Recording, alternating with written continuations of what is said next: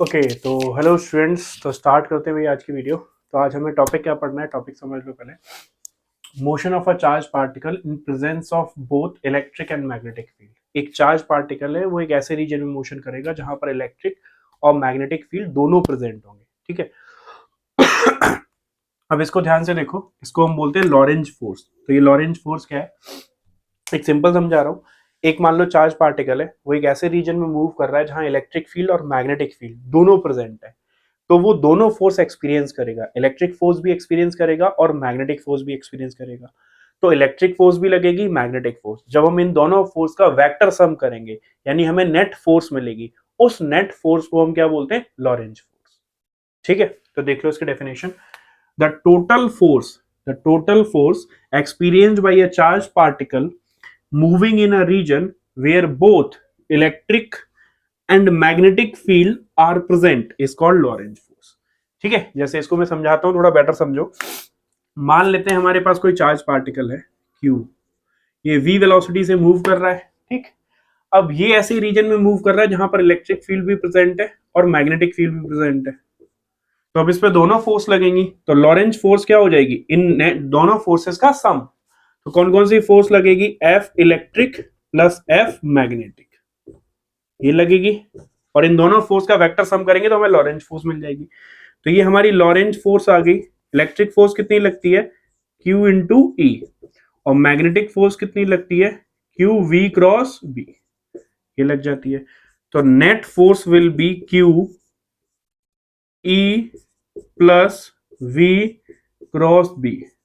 ठीक है, so this is our net force. ठीक है, Q हमने कॉमन ले लिया, so this is our Lorentz force. ये कौन सी फोर्स आ गई हमारी, लॉरेंज। क्लियर। अब मान लो कि इसमें से बोल रहे मैग्नेटिक लॉरेंज फोर्स कौन सी है, तो मैग्नेटिक लॉरेंज मतलब सिर्फ ये वाला पार्ट ले लेना, ये वाला हिस्सा। ठीक है, लॉरेंज फोर्स एक्चुअल में दोनों का सम होता है, बट सिर्फ मैग्नेटिक लॉरेंज देखनी हो तो सिर्फ मैग्नेटिक वाला पार्ट उठा लो तो ये हो जाए। ठीक, तो देखो ये अभी हमने टॉपिक पढ़ा, इसमें दो केसेस है, तो हम पहला केस देखते हैं। Case one, motion of charge in perpendicular. ये परपेंडिकुलर है, perpendicular electric field and magnetic field. तो चार्ज एक ऐसे रीजन में मूव कर रहा है जहां पर इलेक्ट्रिक फील्ड मैग्नेटिक फील्ड दोनों प्रेजेंट है और दोनों एक दूसरे के परपेंडिकुलर है। ठीक है, ये एक डिवाइस बनाता है और इस डिवाइस का नाम होता है वेलोसिटी सेलेक्टर। तो ये याद रखना, वेलोसिटी सेलेक्टर। अभी करते कैसे हम, तो इसको थोड़ा देख लेते हैं। लेट सपोज हमारे पास एक ऐसे प्लेट है ये, और एक दूसरी प्लेट यहां पर है। ठीक है, हमने क्या किया, एक प्लेट पे एक चार्ज क्रिएट किया पॉजिटिव, तो ये प्लेट पे मैंने पॉजिटिव चार्ज क्रिएट किया, यहां पर एक नेगेटिव चार्ज क्रिएट कर दिया। ठीक है, to create the electric field. तो electric field positive to negative होगा, यानी नीचे की तरफ होगा, ये रहा इलेक्ट्रिक फील्ड। है, अब मैं एक मैग्नेटिक फील्ड भी अप्लाई कर रहा हूँ। मैग्नेटिक फील्ड को मैं इनटू द प्लेन ले रहा हूँ, इनटू द प्लेन मतलब क्रॉस से डिनोट करूंगा। तो मैं मैग्नेटिक फील्ड डिनोट कर दे रहा हूँ, ये ब्लू कलर से magnetic field into the plane. तो ये मैंने मैग्नेटिक फील्ड डिनोट कर दिया इनटू द प्लेन। ठीक है भाई, तो ये हो गया मेरा मैग्नेटिक फील्ड, ये मैंने डिनोट कर दिया। तो मैग्नेटिक फील्ड को मैं क्रॉस से डिनोट कर दे रहा हूँ, magnetic field is denoted by cross, यहां पे डिनोट कर दे रहा हूं, क्रॉस। ठीक, अब क्या करता हूं, यहां पे किसी चार्ज पार्टिकल को एंटर कराता हूं मैं। ये चार्ज पार्टिकल एंटर हो रहा है, तो ये चार्ज पार्टिकल हमारा एंटर हुआ Q V वेलोसिटी से। अब भाई इस पे कौन कौन सी फोर्स लगेंगी, इलेक्ट्रिक फोर्स अपनी फोर्स लगाएगा। इलेक्ट्रिक फोर्स, इलेक्ट्रिक फील्ड नीचे की तरफ है, तो ये आपको पहले से पता होगा, F equals Q into E। अब सिंस चार्ज पॉजिटिव है, तो जिधर इलेक्ट्रिक फील्ड लगेगा उधर ही फोर्स लगेगी। तो इलेक्ट्रिक फील्ड नीचे है तो फोर्स भी नीचे ही लगेगी, तो इलेक्ट्रिक फोर्स नीचे लगेगी। मैग्नेटिक फोर्स, तो मैग्नेटिक फोर्स कैसे लगती है, magnetic force is Q V cross B से, ऐसे लगती है। तो वेलोसिटी वेक्टर किधर है इसका भाई, वेलोसिटी वेक्टर सामने है, ये वेलोसिटी वेक्टर सामने की तरफ। मैग्नेटिक फील्ड किधर की तरफ है, अंदर की तरफ है, तो मैग्नेटिक फील्ड अंदर की तरफ, वेलोसिटी सामने। ठीक है, तो ये वेलोसिटी, ये मैग्नेटिक फील्ड, तो V क्रॉस V। तो मैग्नेटिक फोर्स कहां लगेगा, थंब कहां जा रहा है, ऊपर। तो मैग्नेटिक फोर्स जो है वो इस पे ऊपर लगेगा। ठीक है, क्लियर हुआ। अब ये जो पार्टिकल है, ये जो सीधा जाता, बट इस पे दो फोर्स लग रहे, इलेक्ट्रिक फोर्स नीचे खींच रहा है, मैग्नेटिक फोर्स ऊपर। अब होगा क्या, अब दोनों फोर्स डिसाइड करेंगे कि पार्टिकल कहां जाएगा। मान लो मैग्नेटिक फोर्स ऊपर खींचा, इलेक्ट्रिक फोर्स नीचे, अगर मैग्नेटिक फोर्स ताकत पर हुआ तो पार्टिकल ऊपर चला जाएगा। यहां पे कौन से पार्टिकल जाएंगे? जिनके ऊपर मैग्नेटिक फोर्स इलेक्ट्रिक फोर्स से ज्यादा होगा, एफ में b greater than f b. नीचे कौन से पार्टिकल जाएंगे? जिनके ऊपर इलेक्ट्रिक फोर्स मैग्नेटिक फोर्स से ज्यादा होगा, क्योंकि ये नीचे खींच लेगा। और सामने कौन से पार्टिकल जाएंगे भाई? सामने सामने कौन से पार्टिकल जाएंगे? इलेक्ट्रिक और मैग्नेटिक अगर दोनों बराबर निकले तो पार्टिकल एकदम सीधे जाएगा, f e equals f b. अब ये पार्टिकल जो सामने गए ये सबसे ज्यादा इंपॉर्टेंट है, क्योंकि ये डिफ्लेक्ट नहीं हुए, कुछ ऊपर की तरफ चले गए, कुछ नीचे डिफ्लेक्ट हो गए, जो सीधे चले गए उनको हम बोलेंगे अनडिफ्लेक्टेड। तो ये जो पार्टिकल हैं इनको हम बोलेंगे अनडिफ्लेक्टेड। क्लियर? तो ये हो गए हमारे अनडिफ्लेक्टेड। अब हमें यही पार्टिकल की कंडीशन निकालनी है कि कौन से पार्टिकल हैं जो अनडिफ्लेक्टेड जाते हैं। तो अनडिफ्लेक्टेड गए क्यों हैं? तो अनडिफ्लेक्टेड अनडिफ्लेक्टेड वो क्यों गए? क्योंकि उन पर इलेक्ट्रिक फोर्स की वैल्यू मैग्नेटिक फोर्स के बराबर थी। अब इलेक्ट्रिक फोर्स की वैल्यू कितनी आएगी? Q इंटू ई, मैग्नेटिक फोर्स की value Q V cross B होता है, इसको मैं अलग करके Q V B sine theta लिख सकता हूं। ठीक है, तो Q V B sine theta, तो Q E equals Q V B। ये थीटा किसके बीच का होता है? वेलोसिटी वेक्टर और मैग्नेटिक फील्ड। वेलोसिटी सामने थी, मैग्नेटिक फील्ड अंदर की तरफ था, तो वेलोसिटी सामने, मैग्नेटिक फील्ड अंदर, तो एंगल कितना था दोनों के बीच में? 90 डिग्री। तो यहां पे मैं डाल दूंगा साइन 90 डिग्री। Q से Q कट गया, E equals V into b, sine 91 हो गया। तो इससे मेरा वेलोसिटी जो है वो निकल के आ गया E अपॉन बी। तो दिस इज अवर वेलोसिटी। यानी ये वो पार्टिकल की वेलोसिटी है जो अनडिफ्लेक्टेड जाएंगे, सीधे जाएंगे। ठीक है, जिसकी वेलोसिटी इससे ज्यादा होगी उस पर मैग्नेटिक फोर्स ज्यादा लगेगी, क्योंकि मैग्नेटिक फोर्स किस पर डिपेंडेंट होता है? वेलोसिटी पर। तो वेलोसिटी ज्यादा तो मैग्नेटिक फोर्स ज्यादा, यानी कि ये वो पार्टिकल आ गए जो अनडिफ्लेक्टेड जा रहे हैं, जो एकदम सामने जा रहे हैं। तो ये भी क्वेश्चन आता है कि ऊपर कौन से वाले जाएंगे? ऊपर वो जाएंगे, मान लो इस वेलोसिटी को मैं वी नॉट बोल दे रहा हूं, ये वेलोसिटी मेरी कितनी? V naught. तो सामने कौन से पार्टिकल जाएंगे जिनकी वेलोसिटी वी नॉट है, और इस वी नॉट की वैल्यू कितनी है? E upon b. तो ऊपर कौन से पार्टिकल जाएंगे? जिनकी वेलोसिटी वी नॉट से ज्यादा होगी। और नीचे कौन से पार्टिकल जाएंगे? जिनकी वेलोसिटी वी नॉट से कम होगी। तो ये सिंपल सा लॉजिक होता है, यानी जिनकी वेलोसिटी वी नॉट है E अपॉन बी वो सीधे जाएंगे, जिनकी वेलोसिटी ज्यादा वो ऊपर, जिनकी वेलोसिटी कम वो नीचे। जनरली आपसे ये वाला केस पूछा जाता है, अनडिफ्लेक्टेड कौन से जाएंगे। तो अनडिफ्लेक्टेड के लिए वैल्यू याद रखना, v naught equals E upon b. Clear? तो देखो भाई ये वाला क्वेश्चन देखो, एन इलेक्ट्रॉन, एक इलेक्ट्रॉन है इस बार हमारे पास, accelerated through a potential difference of, ये पोटेंशियल दे रखा है 2.5 किलोवोल्ट का। ठीक, मूव्स हॉरिजॉन्टली, यानी हॉरिजॉन्टली मूव कर रहा है। मैं यहां बना भी दे रहा हूं, ये इलेक्ट्रॉन ले लिया मैंने, ये हॉरिजॉन्टली मूव कर रहा है, वी वेलोसिटी से कोई वेलोसिटी होगी, पोटेंशियल इतना दे रखा है, moves horizontally into a region where there is a downward directed electric field of this। तो यहां पर जब इलेक्ट्रॉन मूव कर रहा है तो इलेक्ट्रिक फील्ड जो है वो नीचे की तरफ है, इसकी वैल्यू भी दे रखी है। In what direction must a magnetic field be applied so that the electron moves undeflected. Magnetic field को किस डायरेक्शन में अप्लाई करें ताकि ये जो इलेक्ट्रॉन है वो अनडिफ्लेक्टेड मूव कर जाए। ठीक है भाई, तो वो जो है वो अनडिफ्लेक्टेड मूव कर जाए। Find the value of magnetic field, magnetic field जो है वो मुझे बताना है। अब मैं कैसे बताऊं भाई, किस तरीके से? तो अब इसको ध्यान से देखो, इलेक्ट्रॉन है तो यहाँ पर चार्ज जो है वो उन्होंने बदल दिया, नेगेटिव चार्ज ले लिया, तो जो कंडीशन हमारी थी वो कुछ नहीं होगी, वो दोनों अपोजिट हो जाएंगे भाई। जैसे पॉजिटिव चार्ज पर किधर फोर्स लगता है? Along the electric field. Negative charge पर किधर फोर्स लगता है? Perpendicular to, sorry, opposite to the electric field. तो अब देखो ये इलेक्ट्रॉन है, तो ये इलेक्ट्रॉन इस तरीके से दे रखा है, तो इस पर फोर्स इधर है, तो इस पर इलेक्ट्रिक फोर्स किधर लगेगी? इलेक्ट्रिक फील्ड इधर है बट इस पर चार्ज नेगेटिव है, तो इस पर फोर्स किधर लगेगी? इलेक्ट्रिक फोर्स ऊपर लग जाएगी भाई। ठीक, अब यहाँ पे क्या होगा? इलेक्ट्रिक फोर्स ऊपर लग जाएगी, तो मुझे मैग्नेटिक फोर्स लगानी है, इलेक्ट्रिक फील्ड को मैंने हटा दिया, मैग्नेटिक फोर्स लगानी है, तो मैग्नेटिक फोर्स किधर लगनी चाहिए? नीचे। तो मैग्नेटिक फोर्स नीचे लगनी चाहिए। तो मैग्नेटिक फील्ड होना कहां चाहिए, F इक्वल्स कितना होता है, Q V क्रॉस V, ठीक है भाई। तो मैग्नेटिक फोर्स ऐसे होती है F equals Q V cross V। तो V किधर है, सामने, और मैग्नेटिक फील्ड और फोर्स किधर लगनी चाहिए, नीचे। लेकिन याद रखना ये नेगेटिव है, तो जब आप इसके सामने नेगेटिव लगाओगे, ये चार्ज जो है वो नेगेटिव है, तो जो V क्रॉस V से आएगा उसका अपोजिट आ जाएगा।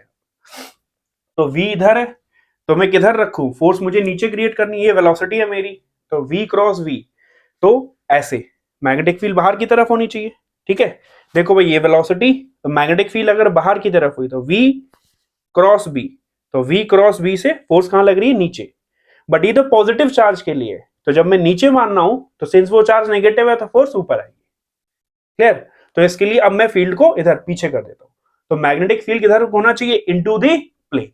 तो magnetic field should be into the plane, यहां पे मैं मैग्नेटिक फील्ड को डिनोट कर दे रहा हूं। तो magnetic field should be into the plane, ठीक है।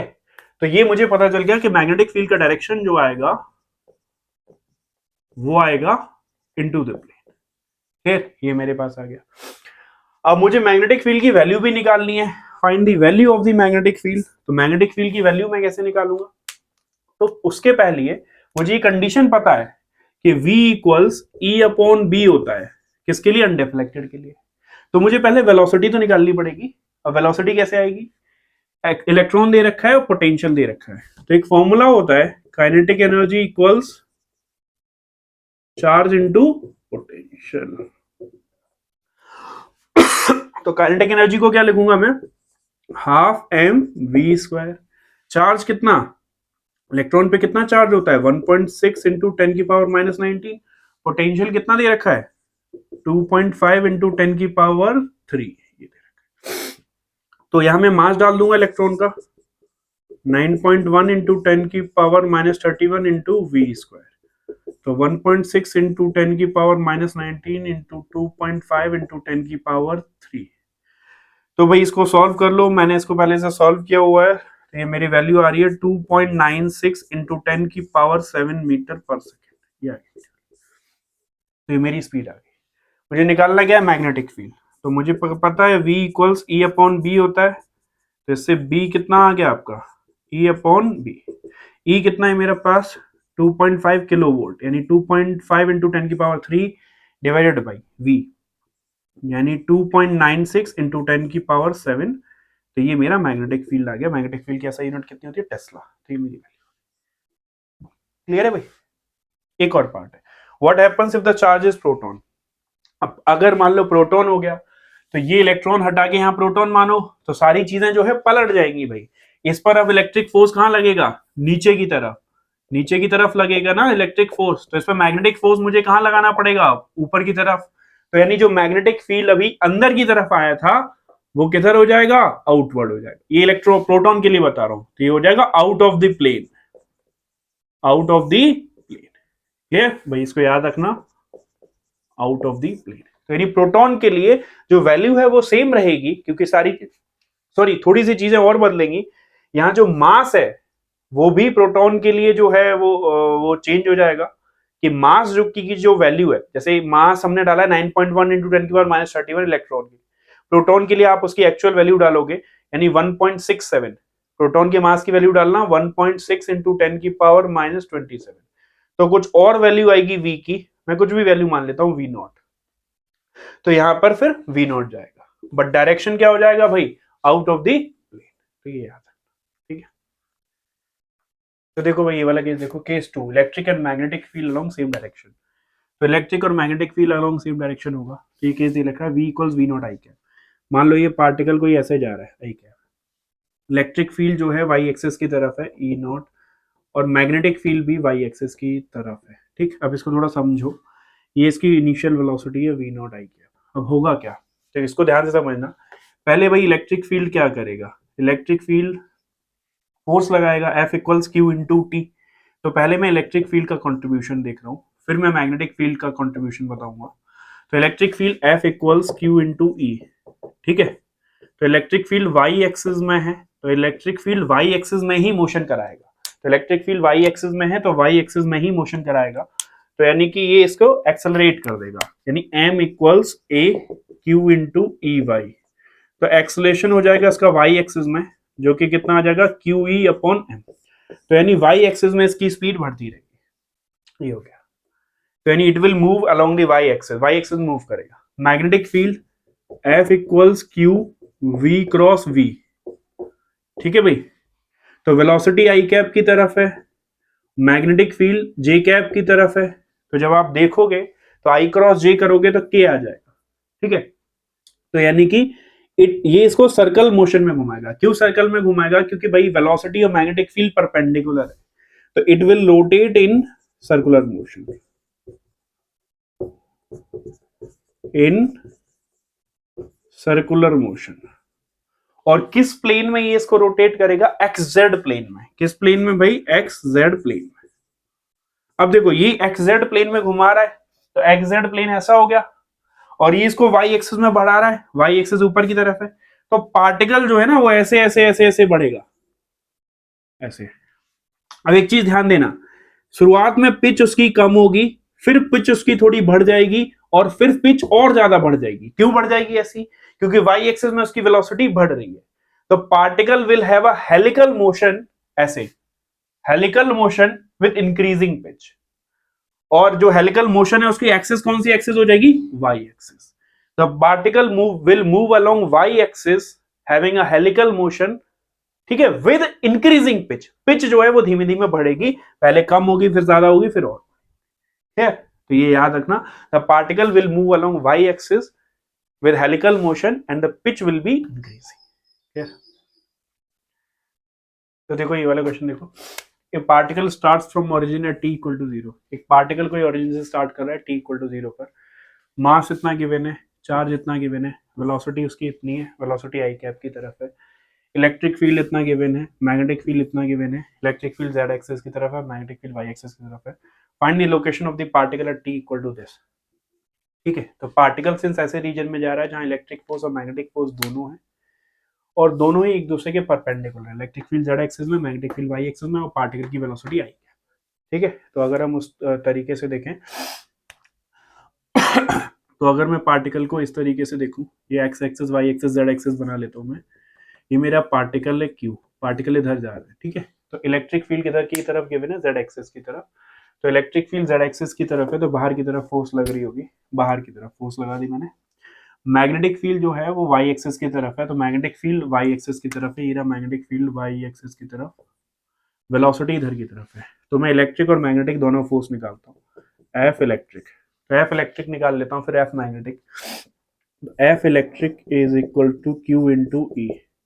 तो एफ इलेक्ट्रिक इज, तो क्यू इंटू ई, क्यू की वैल्यू डाल दूंगा मैं 1.6 इंटू 10 की पावर माइनस 19, ई की वैल्यू, इलेक्ट्रिक फील्ड की वैल्यू 102.4 किलो वोल्ट, यानी इंटू 10 की पावर 3, ये डाल दूंगा मैं, ठीक है, किलो वोल्ट पर मीटर। और ये इलेक्ट्रिक फील्ड है किस? माइनस लगा हुआ है, तो माइनस के कैप आ जाएगा यहाँ पर, माइनस के कैप। इसको जब आप सॉल्व करोगे तो इलेक्ट्रिक फोर्स आ जाएगा, मैंने सॉल्व किया हुआ है 163.8 इंटू 10 की पावर माइनस 16, ठीक है भाई, ये आ जाएगा न्यूटन, और डायरेक्शन में माइनस के कैप, ये आ गया मेरा इलेक्ट्रिक फील्ड। ध्यान से देखना भाई इलेक्ट्रिक फोर्स। अब मैग्नेटिक फोर्स कैलकुलेट कर लेता हूं मैं, magnetic force f equals Q we cross v. Direction का बहुत इंपॉर्टेंस है भाई, वेलोसिटी वेक्टर आई कैप की तरफ है, मैग्नेटिक फील्ड जे कैप की तरफ, ठीक। तो आई का जे के साथ क्रॉस होगा, तो आंसर किस में आएगा भाई? यानी फोर्स किस एक्सिस में आ जाएगी? के कैप में, ठीक है। तो फोर्स के कैप में आएगी, तो मैग्नेटिक फोर्स अब मैं निकाल रहा हूँ, तो मैं वैल्यू डाल दे रहा हूँ Q V B sine 90 degree, क्योंकि इन दोनों में एंगल 90 डिग्री है, और यहाँ पे डायरेक्शन लिख दे रहा हूँ के कैप। तो जब मैं फोर्स कैलकुलेट करूंगा तो Q 1.6 इंटू 10 की पावर माइनस 19, वेलोसिटी आपको गिवन है 1.28 इंटू 10 की पावर 6, मैग्नेटिक फील्ड आपको गिवन है 8 इंटू 10 की पावर माइनस 2। आप इसको सॉल्व कर लो और ये सेम वैल्यू आ जाएगी 163.8 इंटू 10 की पावर माइनस 16 न्यूटन, और ये डायरेक्शन आएगा के कैप की तरफ। अब इसको थोड़ा ध्यान से देखो, इलेक्ट्रिक फोर्स माइनस के कैप की तरफ लग रहा है, यानी कि अगर मैं जेड एक्सिस में मानूं तो इलेक्ट्रिक फोर्स माइनस के कैप की तरफ है, और मैग्नेटिक फोर्स के कैप की तरफ है, यानी दोनों फोर्सेस अपोजिट लग रहे हैं, एक अंदर की तरफ और एक बाहर की तरफ, और दोनों फोर्सेस इक्वल एंड अपोजिट है, दोनों फोर्सेस एक दूसरे को कैंसिल आउट कर देंगे, तो यानी ये नेट फोर्स कितनी हो जाएगी पार्टिकल पर, जीरो। अगर पार्टिकल पर नेट फोर्स जीरो हो जाएगी then the particle will move straight, एकदम स्ट्रेट मूव करेगा भाई पार्टिकल, क्योंकि इलेक्ट्रिक फोर्स इधर कर रही है, मैग्नेटिक फोर्स इधर, लेकिन पार्टिकल एकदम सीधे जाएगा, वही वेलोसिटी सेलेक्टर वाला केस, पार्टिकल सीधे जाएगा तो पार्टिकल की वेलोसिटी कांस्टेंट रहेगी। अब उसने पूछा है find the location of the particle at this time, तो पार्टिकल इस टाइम पे कहां पहुंच जाएगा, तो सिंपल, पार्टिकल पे कोई फोर्स नहीं लग रही, तो पार्टिकल की वेलोसिटी जो है वो कांस्टेंट है, तो अब मैं डिस्टेंस कवर कर लूं, distance equals speed into time, कितनी है भाई पार्टिकल की स्पीड, 1.28 इंटू 10 की पावर 6 इंटू टाइम कितना दे रखा है आपने, 5 इंटू 10 की पावर -6, ये सॉल्व कर लो भाई, ये आ जाएगा 44 6.4, तो इट विल बी 6.4, तो यानी पार्टिकल यहां कहीं पहुंच चुका होगा, तो इसके कोऑर्डिनेट क्या हो जाएंगे 6.4, 0,0, ये ध्यान से देखना कितना आगे पहुंच चुका है, 6.4 ये डिस्टेंस। तो मैं अगर इस पॉइंट के कोऑर्डिनेट लिखूं तो पार्टिकल केवल एक्स एक्सिस में ही तो आगे बढ़ा है भाई, किसी और एक्सिस में तो नहीं बढ़ा, तो इसके कोऑर्डिनेट क्या हो जाएंगे 6.4, 0,0, तो location of the particle will be 6.4, 0,0। तो आज की वीडियो हमारी इतनी, बाकी नेक्स्ट क्लास में मिलते हैं, ओके देन बाय।